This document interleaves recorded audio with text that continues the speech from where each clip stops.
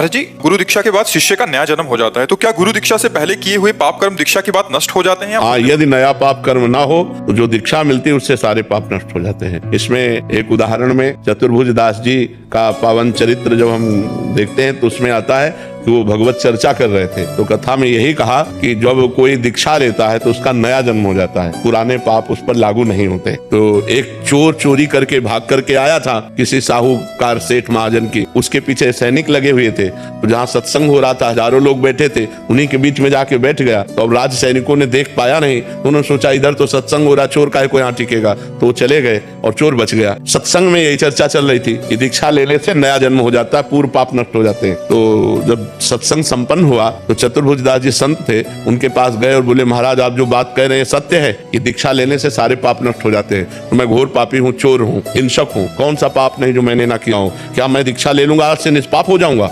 बोले आज से हाँ निष्पाप हो जाओगे। तो बोले दीक्षा दीजिए। तो चतुर्भुज दास जी ने कि ये सही अधिकारी है, अभी इसका मूड बन गया है, नहीं तो हो सकता है कि कभी जिंदगी में इसका क्योंकि हिंसक स्वभाव का है, तो उन्होंने तुरंत उसको दीक्षा दी, मूड मुड़वाया, कंठी पहनाई, तिलक लगाया, 12 तिलक। और दूसरे दिन वो निर्भय होकर घूम रहा था। तो साहूकार अपने सैनिकों के साथ तो था सेठ खोज रहा था, अरे बोले यही है, उसको बंदी बना लिया गया, राज दरबार में ले गए। राजा ने कहा तुमने चोरी की है? उसने कहा इस जन्म में नहीं। बोले महाराज जन्म की बात नहीं है, कल की बात है, कल इसने चोरी की है। उसने कहा मैं कसम खा सकता हूँ कि इस जन्म में चोरी नहीं की। साहूकार ने कहा मैं कसम खा के कहता हूँ कि इसने कल चोरी की है, ये केवल भेष बना लिया है, मूड मुड़ा लिया, तिलक लगा लिया, लेकिन है यही। अब दोनों अपनी अपनी कसम पे।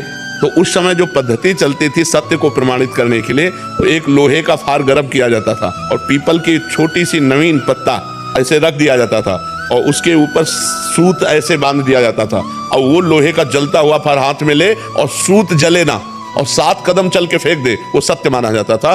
तो ऐसा ही चोर के साथ किया गया, जे ही पूरी पद्धति करके ऐसे फार। तो उसने कहा गुरुदेव ने कहा था कि दीक्षा लेने के बाद नया जन्म होता है, ये अंदर, और जोर से बोला मैंने इस जन्म में कभी पाप नहीं किया, और 7 कदम चला, फेंक दिया, बिल्कुल सूत ज्यों का त्यों।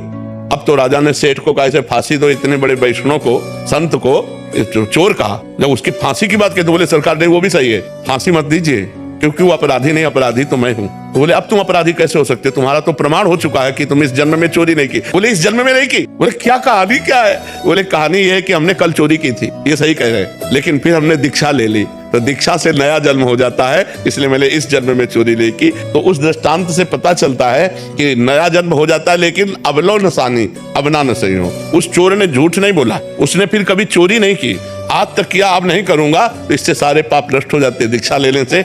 अगर दीक्षा लेकर फिर पाप करे तो पक्के रजिस्टर्ड पाप होते, फिर वो भोगना पड़ता है।